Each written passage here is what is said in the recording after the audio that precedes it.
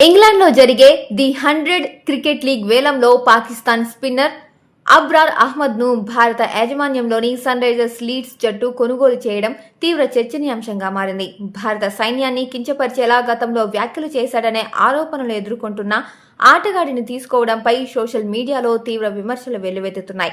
ఈ వివాదంపై బీసీసీఐ ఉపాధ్యక్షుడు రాజీవ్ శుక్లా స్పందించారు. ఇది తమ పరిధిలోని అంశం కాదని, విదేశీ లీగ్కు సంబంధించిన విషయం కాబట్టి ఫ్రాంచైజీయే తుది నిర్ణయం తీసుకోవాలని స్పష్టం చేశారు. ఏఎన్ఐ వార్తా సంస్థతో మాట్లాడుతూ మేమిందులో ఏమీ చేయలేం అని ఆయన స్పష్టం చేశారు. లండన్లో జరిగిన వేలంలో పాక్ లెగ్ స్పిన్నర్ అబ్రార్ అహ్మద్ను సన్ రైజర్స్ లీడ్స్ ఫ్రాంచైజీ 2.34 కోట్ల భారీ ధరకు కొనుగోలు చేసింది. గతేడాది ఆపరేషన్ సింధూర్ సమయంలో అబ్రార్ భారత సైన్యం వాయుసేనను ఎగతాళి చేస్తూ వ్యాఖ్యలు చేశాడని ఆరోపణలు ఉన్నాయి. ఈ నేపథ్యంలో అతడిని తీసుకోవడంపై సన్ రైజర్స్ సహా యజమాని కావ్య మారన్ పై అభిమానులు, నెటిజన్లు తీవ్ర అసంతృప్తి వ్యక్తం చేస్తున్నారు.